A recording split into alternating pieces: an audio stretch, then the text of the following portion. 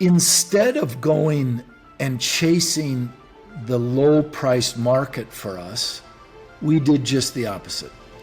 We continued to migrate first our experience upward and elevate in every way, because we knew without doing that, we had no right or ability to continue to migrate our pricing. How do you make a change? How do you adopt? Today's episode is from the master of change, Jeff, who will teach us how big guys are doing it the right way. It's easy to make a change when you have one studio. It gets challenging when you get 10. But how do you do it when you have 35,000 employees, 180 locations, and 1.5 million members? My name is Andre, and I'm your host of today's episode of Top Rated Gym Podcast. I'm thrilled to introduce Jeff Zwiefel, an industry veteran with over 2 decades of experience in transforming gyms into thriving health and wellness destinations. As a former COO and president of Lifetime, Jeff was leading firsthand the evolution of the fitness industry, particularly in how gyms are shifting from basic workout spaces into comprehensive lifestyle centers. Today, we'll deep dive into Jeff's journey from evolution from gym to healthy way of life destination. Jeff, welcome to the show. Thank you. I'm truly honored to be on the Top Rated podcast, and it's wonderful to be with you. Jeff, my God, every time I talk to you, you're a true inspiration. Thank you. And I would love audience, everybody to hear from you about what it means for you scaling with purpose, what it means disrupting innovation, how it's done in such a business. How did you guys perform? I want to know it all. Good, bad, ugly. I appreciate that, and I'd love to get into it. And I think a little context about me is beneficial or helpful to, set the stage. For the past 4 decades, I've now been immersed in the world of fitness, wellness, and transformational health. And I don't know if you know it about me, but I'm a classically trained exercise physiologist. I began my career working with high school, college, and professional athletes as a strength conditioning coach. I started as a trainer.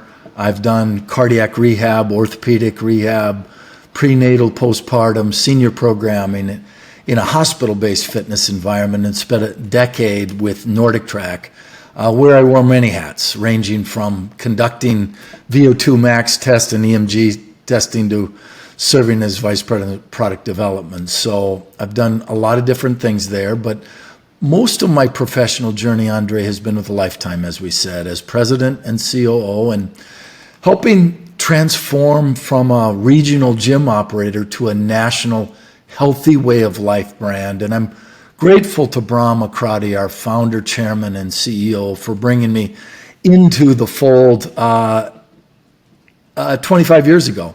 And together we've built something really special and remarkable that we're super proud of. And so I think the evolution for me started in 1999 when our monthly dues in the first club we opened outside of Minnesota was in Troy, Michigan, at $49 a month. And we had, and Brahm started the company breaking all the rules, and folks bet on him being bankrupt within 6 months, and that the rules included things like no contracts, free lockers, free towels, free childcare.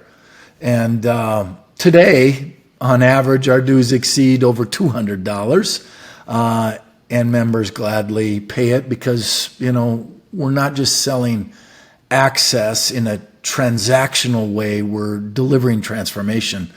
As you said, 180 iconic locations, 1.5 million access members, 17 million square feet of premium real estate, another 2 million digital subscribers, right, that engage with content and training and lifestyle tools beyond our walls. And, we're able to service over 112 million swipes annually. You know, our swipes, and one of the parts of this transformation have been, in 2019, our swipes per membership averaged about 108 per month. Today, those are well over 180, 140 swipes per month. So again, a much more engaged customer that ultimately allows us to bring the annualized member retention down near, for the first time ever, in the low 20s, in the low 20%. You think about some of the massive inflection points that most of us experienced in this industry, starting with 2008, 2009 recession, where our annualized attrition, by contrast, was somewhere in the high 40%, right? And instead of going and chasing the low-priced market for us, we did just the opposite.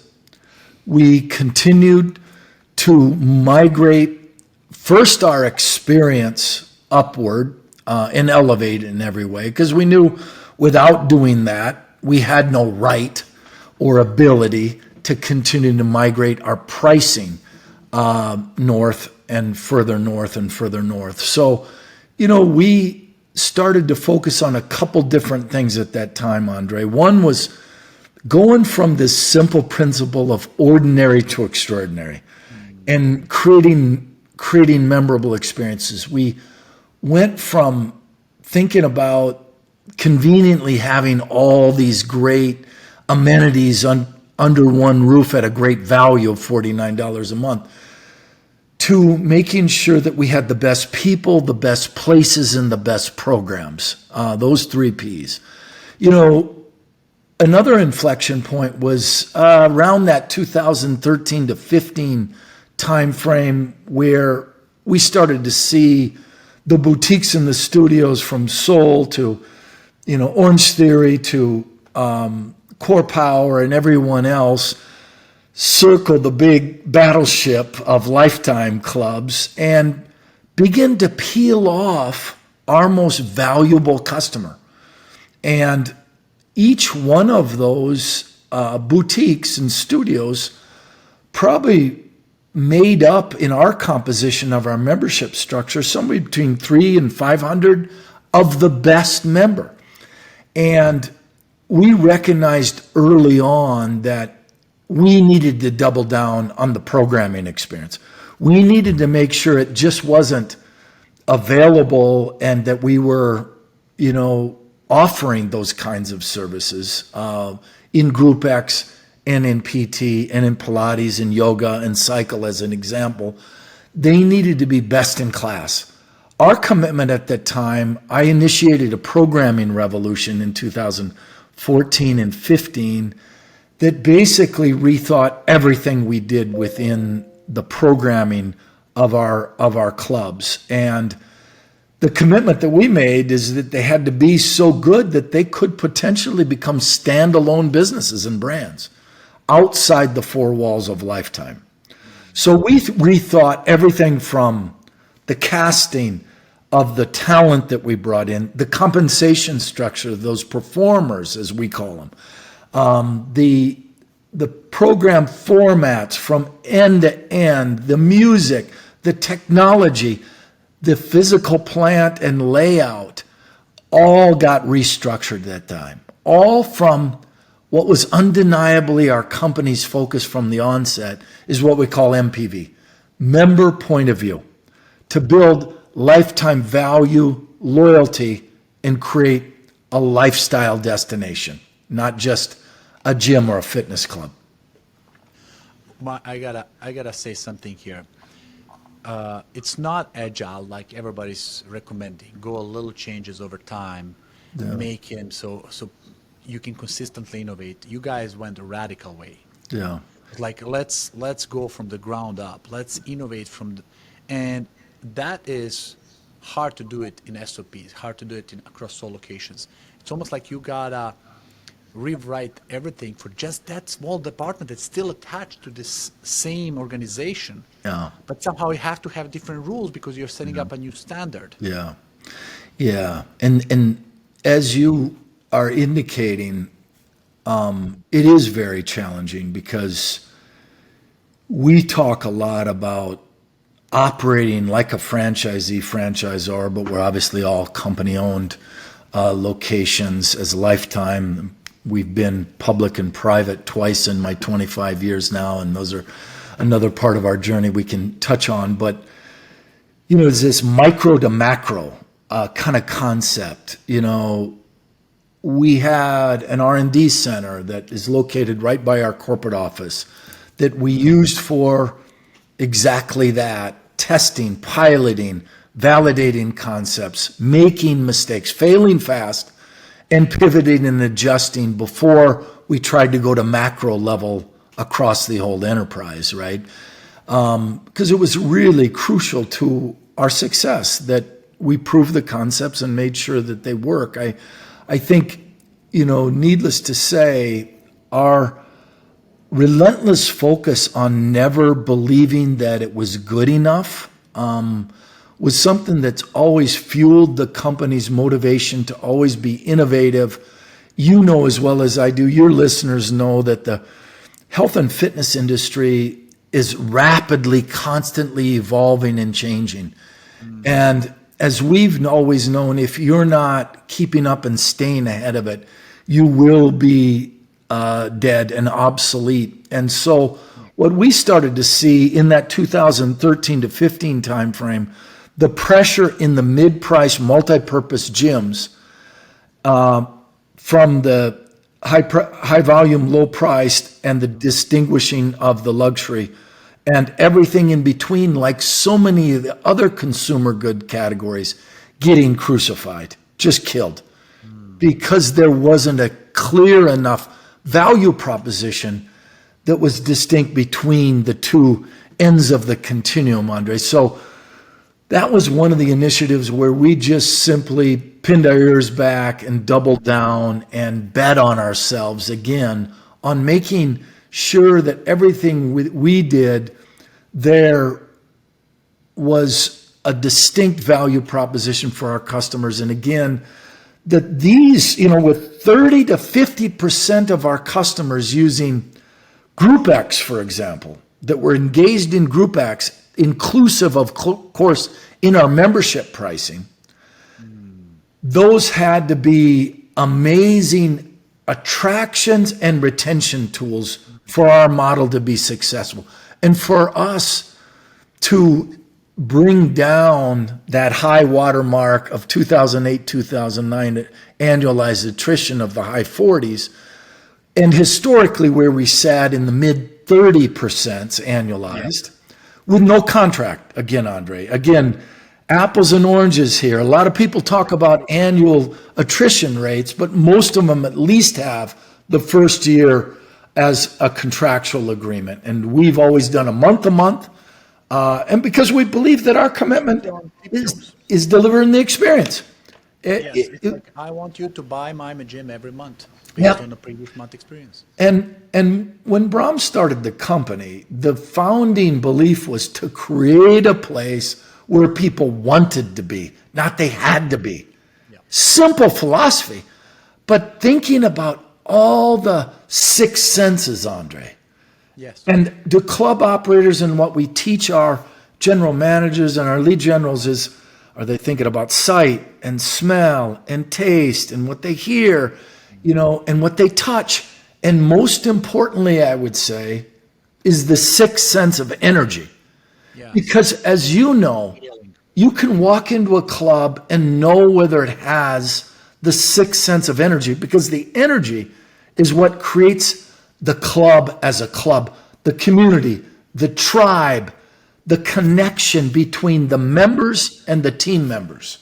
I always say to the people designing any kind of structured process or even layout is not about how it looks. It's not about even how it works. It's how it makes people feel. Yes. What's the outcome, emotion they have when they get out? Yes. And everything matters from the small details. Scripting the what people say when they get in to how they approach the car when they walk out. Yes. The experience starts before they even enter the building. It's all around it. It is. When they look at online about you, and it's all about feeling. I have a burning question. yeah, yeah. You guys said you have that experimentation lab, a location where you experiment with a lot of things before you roll it out. But how do you first choose what to experiment? Yeah. And second, how do you know when to kill it or roll it out? That was a great question, right? And I'll be the first to tell you that a lot of things have come into the R&D funnel that A lot more. were terrible, misconstrued thoughts, right? And like we've said, it's so valuable to have an environment, a real life playground. We built that club across from our corporate HQ in 2005, and I actually spent part of my tenure at Lifetime general managing that club before I stepped into the president and COO role, because a founder and I both realized that I didn't care what my background was. I needed to run one of these beasts to know what it felt like. I kept my day job at the corporate office, dialed it up to 16-hour days, and planted myself in the club. And I knew the team and the members were going to first assess my time in and my time out of the seat, and was it real? But I wanted to run that R&D center and understand from end to end how we were going to your point, bring. I want to feel the pain of I want running. to feel the pain. I want to feel the lost and found. I want to feel the time robbers of the general manager, so I can understand what sort of highly effective schedule we could establish for them and hold them accountable to. Because we, on one hand, know that our clubs are most successful when I come into a club and ask the members, do you know who your general manager is, right? That is the mayor. And if they're spending all their time, as we know, in the back room, in their office doing administrative work, they're not serving the constituencies that are most important to us best. By being the front line, being connected to them, being engaged, understanding and feeling the programming themselves, experiencing what the wait line is like at our bistro, understanding what it's like with the swim lessons, right? Knowing what it's like in pickleball and our tennis experience, so on and so forth. Checking the juniors in to our kids' academy and feeling what that experience is like. There's no replacing that, right? So I did that. And to answer your question, obviously we would look at the market trends. We would look at and continue to study on a monthly basis by club level nationally and by programming our member net promoter score, NPS. And the net promoter score kept our finger on the pulse. What was working, what wasn't working, and what were we going to do about it? So that led us to the most significant problem solving and anticipating where we had breakage in the customer journey and the customer experience and the customer value proposition. Where were the most significant pain points? And so that included many times very mundane operational things, right? That were important though, right? But at the same time, included the glamorous and sexy things that might be an entirely new program that we would bring in and launch, right? That would serve to create a buzz and excitement. Because as you know, in this business, we started a Lifetime University a very long time ago in the company. I used to run the Lifetime University, which is our internal, in-house training and development and certification arm. Because our commitment was twofold, Andre. One, that we could never hold somebody accountable to expectations and standards that we had as an enterprise if we weren't clear that we knew that they knew the standard, that we had trained them exhaustively to the standard and requirements, both with shadowing existing team member and then flipping the script and our existing team member shadowing the new team member so that we know they know. And then the second philosophy that we had within Lifetime University is to make each team member more valuable than they are today by investing in care and certification of them. We didn't do training, very important semantics. We did certification. Training is going through the motions. Certification is making sure you achieve the desired outcome. Yeah. That everyone knows the standard. So, and that is how I would say we've been able to achieve the consistent, because we say, as you know, what makes a great brand? Consistency.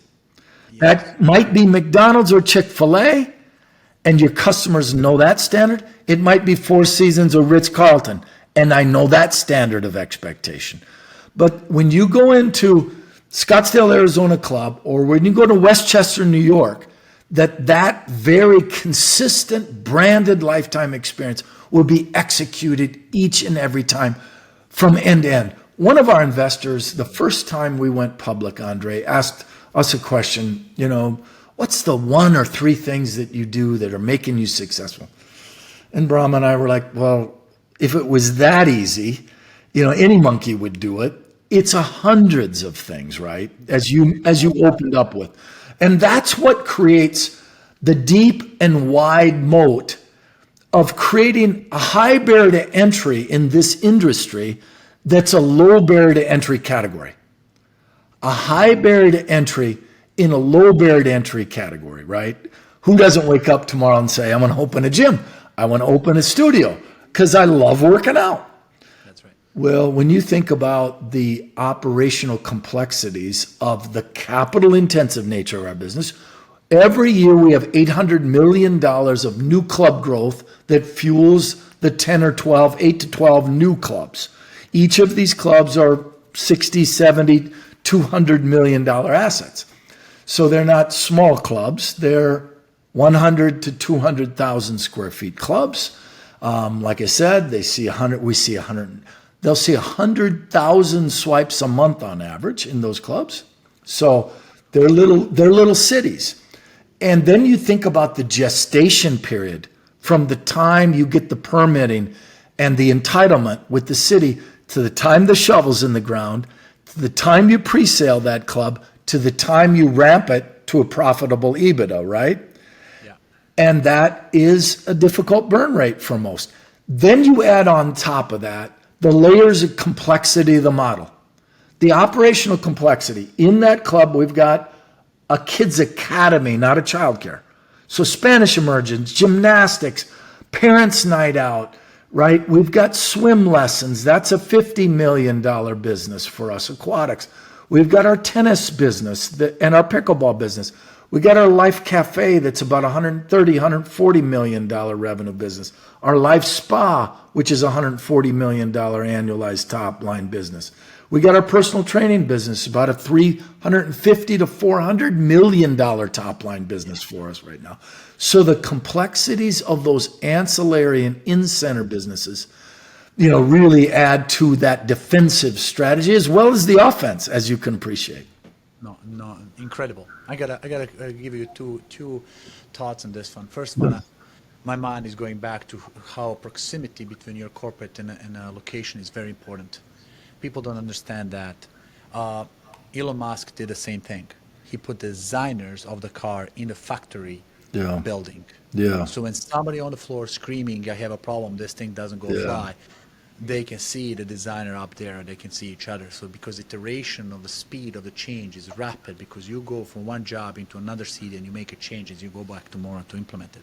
Yeah. Otherwise, it would never be done. Otherwise, you guys will... I think this red tape, bureaucracy, red tape and bureaucracy.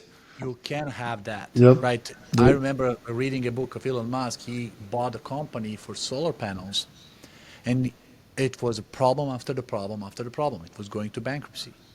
He went to the roof, talked to the installers, like, why take so long to install the roof? Right? Because these things are complicated, parts are everywhere. Right. So he went to engineer, designer, says, okay, tell me about why do we have 42 parts to put a panel on the roof? Like, well, we have to have that safety standards. Like, yeah, have you installed those on the roof yourself? Yeah. Like, no, that's not my job.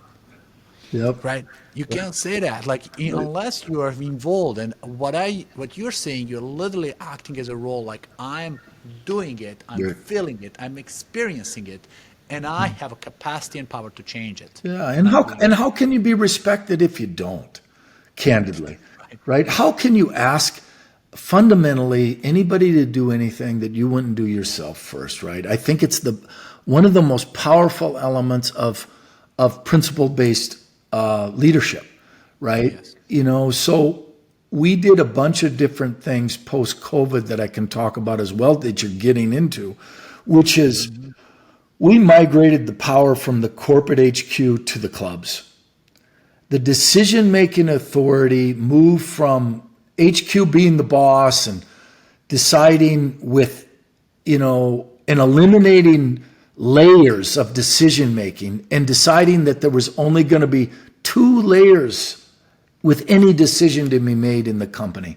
So, I started to move with a very simple idea as we tested things with our field leadership that was deeply powerful. And it was a question that I borrowed from the British Olympic rowing team a long time ago when they had a really horrific record and disappointing finishes. And it was this simple question and profound question: will this make the boat go faster? And this phrase became our guiding principle to remove distractions, simplify the focus, and only do the things that result in improved performance. Was I going to go have that beer tonight with my buddies? Would it make the boat go faster? Was I going to eat that donut? Will it make the boat go faster? And adopting the operational mantra, did it help serve our members better? Did it help? And if not, we cut it. And, those simple things, by moving that decision making to the clubs, because as you know, they're in it firsthand, they're feeling it, they're experiencing it every day. And as you know, many times they don't feel empowered to be able to talk. I'll give you examples. Toyota Way, all decisions about improving production time, even saving seconds in a moving car faster to the factory, is done by people on the line. Steve Jobs, when he came back to Apple after being fired, Yeah. he immediately sit in front of the board, was like, okay, our equity stock options are horrible. People have stock options that are more priced than currently stock, and it doesn't work. We're losing 8 players. I need immediately to change that, to refactor stock options to be cheaper than the current stock. And the board came in and says, we got to talk about that. We'll put that on a pinpoint. Right. He blew up, immediately says, I need to make 100 decisions a day, and if you're going to put on a board every decisions, I don't need this board. It doesn't work. Because this communication overhead, people think it's a minor, it's a major problem. Decisions have to be made fast and implemented, tested. Yeah. And you move next one. Like you Yeah. said, there's no 3 things that makes me successful. It's 100 things, Yeah. probably 1,000. And that mantra that we adopted early on was think big, start small, move fast. Think big, have a clear vision of where you're going to go. Start small, start moving today and get going, move fast, and the flywheel begins to spin, and so, like post-COVID was, the most difficult time I've ever been through in my life, right, Andre? We went from 475 million of adjusted EBITDA in 2019 to March of 2020, shutting down 165 clubs at the time.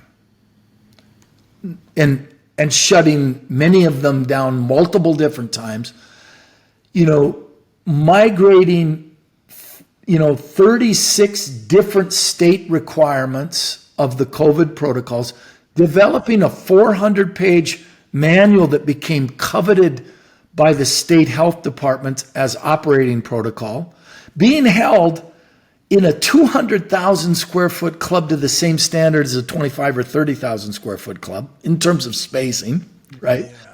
And ridiculousness. And so our culture has always been a performance-based culture.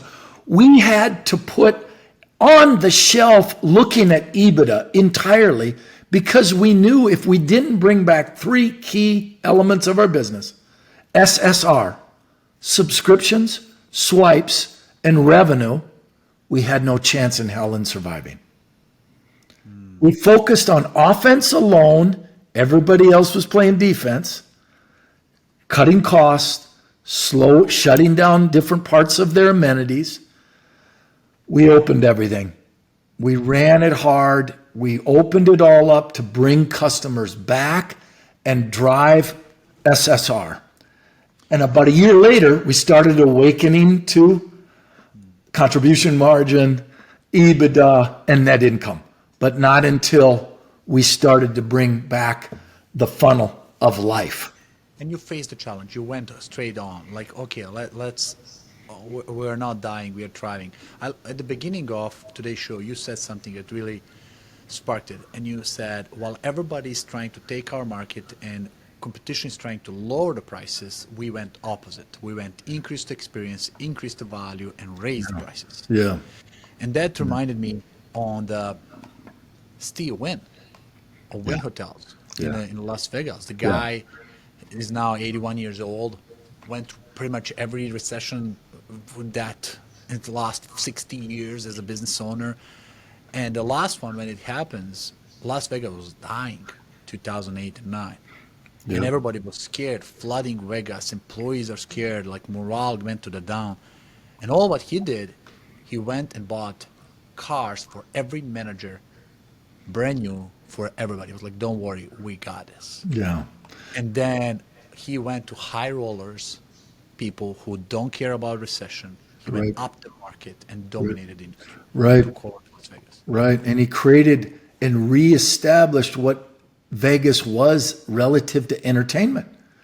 Because we saw in this evolution of going from a gym or a health club, Andre, to a healthy way of life, athletic resort, and country club destination, early on that people wanted to buy experiences. They didn't want to buy things. They valued experiences more than anything in life. And so how could we hone in on that by serving people from 90 days old to 90 years old along that entire continuum? And so that was the start of the really rapid transformation decades ago. You know, probably 15, 20 years ago, we began to drop intentionally the name fitness from our brand. It cost us millions to strip that out in our infrastructure everywhere. Our email addresses, everything was changed to Lifetime, the Healthy Way of Life company, not Lifetime Fitness, because we did not want to be associated to the 2-4s, the Planet Fitness. Not that they're bad. They've got great models. It's just that ours was intentionally, strategically, and visionary different, charting a very different, holistic, broader concept and approach that was hopefully appealing to people with athletic, with sports, with social, with aging, with education, with entertainment, the whole quadre. So you think about that. Yeah, and you guys don't even stop there. You consistently keep innovating. You keep adding transformations. And what I'm impressed incredibly about it, you know, when you say, okay, you guys faced a challenge, and somebody listening is like, yeah, easy for them. They have capacity of 30,000 people in the company who can do things. But I would say that this 30,000 lines of communication and creates incredible overhead. That's complexity, not benefit. Yes. These are the people who have to be moved, not the people who are moving forward. Yes. Right. Yes. That's and that's where I'm impressed by, like how you guys, the leadership, can communicate and align people so everybody pulls in the direction that you create. Yeah. And so they buy into the new process, new idea, new service. Yes. So crucial. You speak of that term, you said it, alignment. And alignment of an organization that is as large as ours, 2.4 billion in revenue now, and more like 40,000 plus team members now. But during COVID, as a case in point, we had to furlough 30,000 so employees. So I kicked off, like I was saying, the company has always been a hard-charging, performance-based culture. But I also kicked off what I called operations from the heart. This was empowerment, passion, integrity. We didn't crumble at that time. We recalibrated and redesigned. United. We established these very clear 9 leadership traits: courage, thrust, benevolence, communication, along with passion, integrity, and thrust. These things allowed us, to your point, to engage the head and the hearts of our team members and align with them on the why we're doing what we're doing. To serve our members, to provide them with a platform to, have a life and succession. These were all really important things at the time, because trust was difficult at the time. Every week I was doing this kind of podcast thing, webinar, communication to our 30,000 team members to reinforce that we were going to get to the other side and we were going to be successful, even though many times we didn't know if we were going to. Brahm and I and the other executives stopped taking paychecks, right? And we just went on an all-out blitz of figuring out how we were going to make it happen. So it's been an absolute amazing journey from going from this ordinary to extraordinary, creating this concept, as we say, of desirability. Does the customer see desirability in that? And then, just continuing to be, just maniacal. As you said, Brahm and I, when we walk into the clubs, we start picking up if there's garbage when we get out of our car in the curb cut. And so there's thousands of touch points in our club, starting at our front desk. But one is enough to make bad experience. Exactly. And every one of those, and we say, instead of complicating necessarily, what we love about NPS is the elegance of simplicity of the 0 to 10 scale of Fred Reichelt. But we say every one of those touch points either created a -1, a 0, neutral, or a +1. That's right. And we need to put +1s every time if we're going to create raving fans. Beautiful explanation of what a brand is by Steve Jobs. He said it so nicely, so simplistically. He said, see, brand is like a bank account. Yeah. Every time you experience with the brand, you either deposit or withdraw. Withdraw. Yep. And the more time you deposit, the better and bigger the brand is. Yeah. Yep. People don't understand that CSAT and NPS score. They think, oh, I'm 95% good. Yeah. And maybe it sounds good, 95%. But they don't understand that 5% of bad is 100% of their problems in the business. Yeah.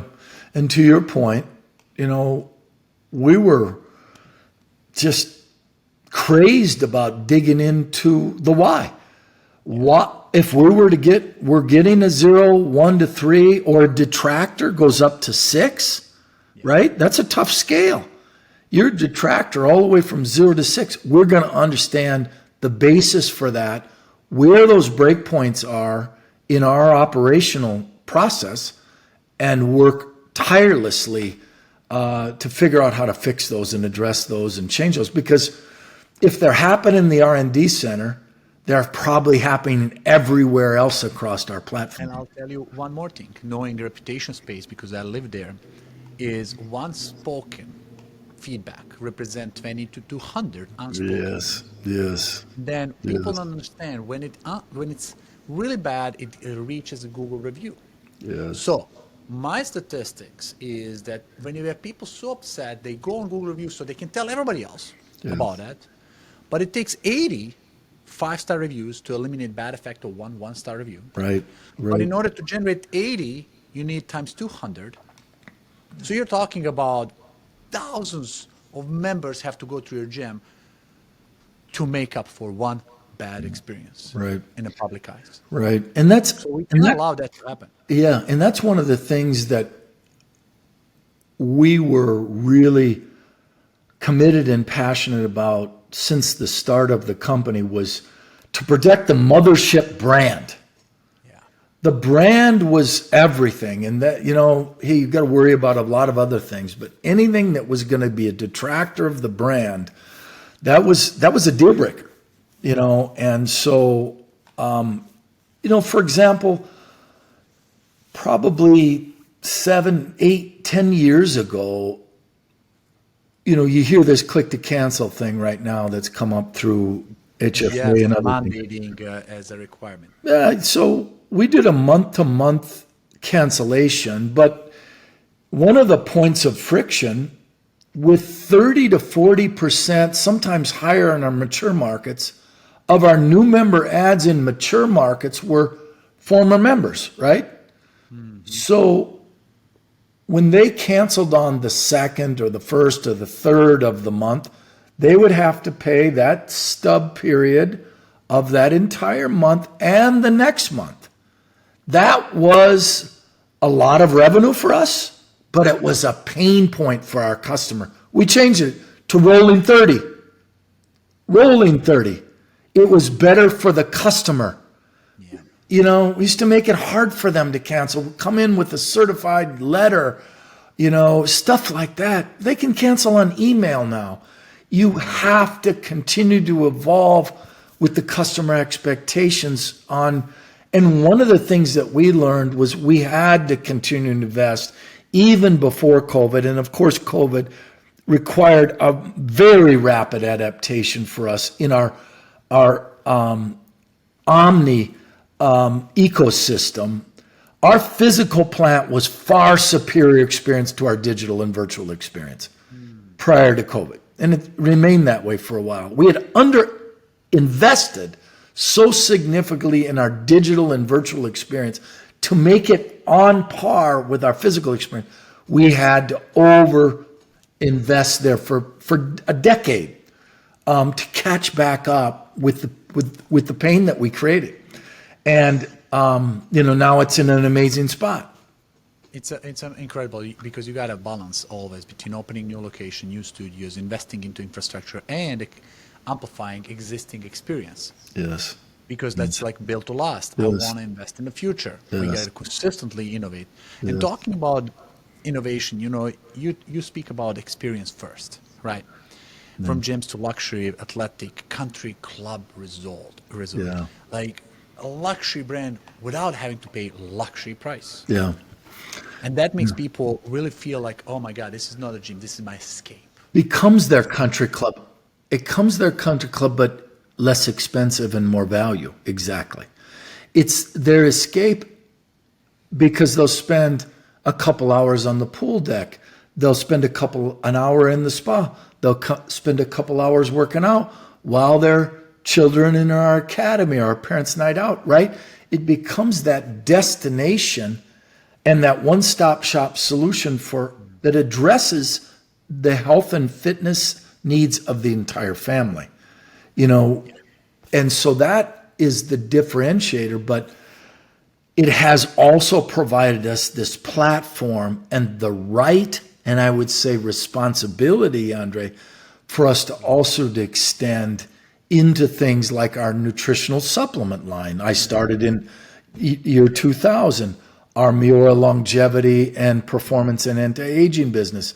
The right and the opportunity and the responsibility for us to extend in the broader segment. Because when you think about the size, of the health club market, it's so small relative to the size of the overall wellness and healthy living, healthy aging market.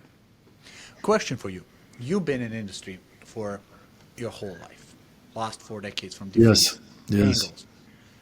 You know where the pack was. Yes. Let's talk where the pack is. Yeah. Like what do you see as the next 10 years? Well, right?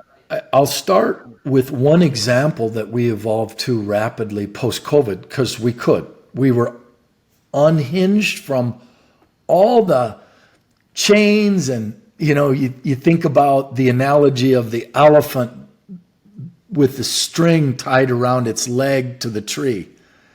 And it's a chain and then it becomes a string, and the elephant doesn't even know that they could break away, right? Conditioning. Same thing with companies many times. COVID allowed us to break from a lot of that. And that was the blessing of it. For example, we spent about $28 million annually on sales commissions. Yet, through the years leading up to COVID, over 70+% of our new member ads were joining online, digitally, right? And then they became a Disneyland tour to close the sale and take credit for the commission. We took two departments, our offense, which is what's called our membership advisors, our sales team, our hunters, if you will, and our farmers, our member concierge team, and we merged those two departments in our clubs and became concierge. 4 or 5-star resort, not a car sales environment that historically this business has been, selling hard, closing. And instead of creating a buying experience versus a selling experience, and eliminating all that BS of fighting over commissions and the credit and all that stuff. So I think the industry, to your point, is evolving to, you're seeing it now in the HVLPs, right? The 2.0, 3.0. They're adding dimensions of wellness and recovery. They're adding different dimensions responding to the growth in the resistance and strength training market, because we're seeing the massive growth, of course, coming from the influencers, coming from women, coming from longevity and anti-aging, coming from the GLP-1 market. These are all dynamics. If the market's not responding to, again, and innovating and figuring out how to optimize and leverage incremental revenue streams, they're just not working as aggressively as they can and should be. And they're standing stagnant, and they're going to get left in the dust. Yeah. Because it's hardest to get a client in. Once you get it, you got to trust to the brand, trust to the relationship. You have their time with them. And there's a need. First of all, me comparing myself with my parents, it's not same a source of education. Right? My nutrition is totally different than my parents. My workouts, my lifestyle, everything is different. Yes. And I'm raised by a great family. Yes. That I agree with the moral principles, but they were missing education. Yes. That I have access to it now. Yes. And everything that's coming with them, because you don't go to place of wellness, fitness, and experience just to work out. You go for outcome, feeling, results. And the results are not something looking at today, is looking at 5 years from now, 10 years from now, how long I'm going to live healthier. What's going to help in that sense? Yeah. And people are now much smarter. So think about that when you're adding services as well. Yeah, you're exactly right? You think about a more of a holistic experience, and that's not easy for a smaller format, studios, boutiques, or gyms to think about necessarily, because they can't have amenities that are that broad. But everybody's throwing around, of course, AI and personalization, but nobody's really figuring out what they're actually operating differently, right? Lifetime has been on the forefront now, and we've been investing in Lacey, which is our version of your AI companion that will ultimately get to know who you are at a member at such an intricate level and be able to provide you with the guidance and the journey that I think will be unmatched in time, right? By using our internal information, our knowledge about purchasing behaviors, and then connect that to the knowledge of everything they're doing outside of the club. It's like a personal agent. Yes. AI, people think it's all about learning about that business particular. It's not. Yeah. It's about giving business ability to customize communication that fits the journey of the person that is talking to. Yeah. And businesses don't even collect enough information, not even to think about. Even if they want to make what you're doing lazy. Yeah. And there's no question that, it all goes back to I agree that there's a fine balance. Just like I said, there's a balance between a performance-based culture and a culture of care. For the customer, sure, I agree many times the customer's not going to provide you with the most innovative solution all the time. But you've got to keep your finger on the pulse and listening and talking to your member point of view and what your customer lens is. And that coupled with what we think is for the new opportunities and what's changing in the industry. What Lifetime and Brahm have always had the opportunity in the way that he's designed the layouts of the clubs, big open spaces, knowing that the trends in the fitness industry are going to inevitably 6, 7, 10 years constantly evolve and change. And therefore our ability to continue to change those layouts based on different programming needs has been a massive competitive advantage for us. Jeff, I know you have a lot on your plate, and I want to have a lot more questions. I have a lot more questions about Myra and other products you guys are launching. Yeah. And we probably will have to bring you back. I love it. On a sequence because there's so much more here, and I'm so appreciative of your contribution today. I want to ask you this: what makes most impact on your education? Yeah. What would you say that inspired you? Would you mind sharing some resources that people can follow? Maybe books, maybe seminars, maybe mentorship. What is the resource that you would recommend somebody to say, hey, if you want to follow the steps, here's the library, brother. Yeah. Well, clearly I believe the key, is the balance, like I said, of staying humble and staying hungry.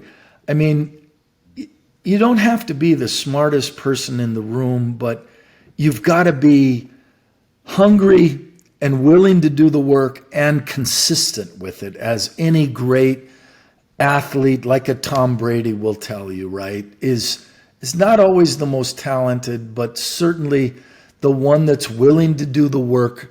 And a couple of our mantras has always been, do the right thing even when no one's watching. Yes. And that has always guided me from the influence from my mom, who's passed since, but the work ethic, the humility that she created in me. We've always said, no matter what, keep your feet firmly planted on the ground and continue to stay hungry. And, so this deep personal desire for me, I've done Leadville 100 mountain bike race, where you climb to 13,000 feet. I've learned through a crisis. I played collegiate football and almost quit in fall camp, but my mom encouraged me to stick it out and stay at it. Those inflection points, I would say to people, Andre, as you know, are the most difficult things you'll ever endure in your life, but they are truly the most impactful that propel you to the greatness and unlocking the things in life you never thought were possible. And unless you're willing to do those hard things, you're never going to achieve the greatness that you really want, because that defines us. And we will never overcome objections and those problems unless you have to burning desire, and unless you are hungry. You have to want it to do it. Yes. And this resonates with everything I learned from my mentors. On one of the conferences, Tony Robbins came in and he said, difference between people who succeed and those who succeed and continue succeeding and taking next levels is one word: hunger. Hunger. Yeah. Because it's easy to settle in. You reach the success, you open location, you reach your level, and you feel like, okay, I should stop now. It's enough. Yeah. I'm good. Yeah. And the moment you feel my belly is full, you're out. Yep. Same thing with me professionally. I'm 63. I've stepped down to redesign my next chapter in my life, in my career. But that hunger and that fire in the gut keep showing up wherever you're at in the journey. Lead from your heart. Keep making the boat go faster. And like my mom said to me years ago, you're strong. You've got this. Let's go. Don't quit. And it's simple, but get knocked down 10 times, get up 11, right? I mean, you must continue to, figure it out. And I think the great winners do that. And the great pioneers do that. Otherwise, they've never been able to be successful. So I just think this, for me, I'm on this quest now, as hopefully we can get another time together to talk about longevity and health span and anti-aging and performance, right? And so that's a new frontier that I'm just hungry as hell as a exercise physiologist that started in the career not knowing shit and having an opportunity to lead this, multi-billion-dollar enterprise. It's been humbling, and I'm just proud. Guys, stay tuned because the next one is coming. I can't wait. And a big wave of conversation about longevity. Just to give you a heads up, Peter Diamandis put a conference together called Abundance 360. It's between 10 and 40,000 tickets to get in. Only 400 people, probably Fortune 500 executives are there. Yeah. And the whole day topic was about longevity. And the whole room thinks, like how long the new generations will going to live. Yes. And they said 120, 125. And that is transformation, not only in what's happening, but in belief, and that's everything starts from there. And support is built from it. I'm so looking for that conversation. And before we wrap up, Jeff, I got to ask you two really fast questions. One is, we want more people like yourself on this community to share the wisdom, knowledge, and inspiration for this community. Who are the people you would recommend to come in? Somebody maybe you know dearly, or somebody you don't know and you would love to learn from? Yeah, clearly I've got to say Brahma Krati has been an amazing partner of mine for 25 years and owe a lot to him, right, in the industry and what he's been able to do and what we've been able to build. He's just been amazing for me. But, there's just so many amazing, great leaders in this industry and outside of this industry, of course, as you drew so many phenomenal parallels. I just think, there's just so many great players. I'm listening to Shoe Dog right now, right, on the podcast with Phil Knight. There's just so many great resources. I listen regular to Ed Milet because I can relate to his drive, his passion, his hunger, his healthy paranoia that fuels, I think his success. Because those of us like me, I was a farm boy in Iowa that had nothing. And I am driven to make sure I don't ever have nothing again and that I create hopefully generational wealth for my family that, provides them differently than I was able to have. So I'm very blessed. I'm so thankful and appreciative to get to know folks like you, Andre, and I'm proud to be on your podcast. You've been an amazing host, and it's so tremendous to be in 4 decades in the industry and now meet new amazing professionals like yourself that, I've had my head in the sand for a very long time, dealing with the fires every day of lifetime. Every day I woke up at 5:30 in the morning to read our DSSR, our daily statistical sales report, which was the new members sold and the attrits, right? And it's just amazing to come out and reflect on this journey that we've all been through, and hopefully share that with your listeners so that they can learn, be inspired, and not make the same damn mistakes that I've made. And as for everybody, this is inspiration. That's the reason. This is exactly conversation and the reason why I started a podcast. Because I have so many great conversations with people privately And I was like, oh my God, I learned a lot. Yep. I Open took this. probably 11 pages of notes just out of this conversation here. And I'm writing a book. His book is going to be 101 Hacks How to Build a Local Empire, starting from local but making empire. And people like you will be co-authors with your content on it. Okay. Right? We want to make sure that this is really spoken, expressed, and available to the people. Yeah. Because It's now the flywheel of life. The flywheel of life. Yeah. The flywheel of life is giving back. The flywheel of life. Yep. And the last question before we wrap up, audience is now looking at you at a lifetime, at what's going on. How can we direct them into best place to learn more about either what you're doing or what you're about to do? Yeah, I'm pretty active on LinkedIn, so checking my profile out on LinkedIn is a great place to connect with me. You can go to jeffzwiefel.com as well to learn more about me. But I'm out there and engaging in conversations like this, enjoying in conversations and speaking and lecturing opportunities on longevity and what we do to change lives. Because it is truly a blessing when those things come together. You can make money and a career at the things you love to do, like changing people's lives. It's just amazing. So thank you for allowing me to be with you today, Andre. It's a blessing. Jeff, on behalf of the whole community, appreciate you coming here and selflessly sharing your wisdom. And for you guys who are listening this, the way you say thank you to Jeff is by sharing these episodes.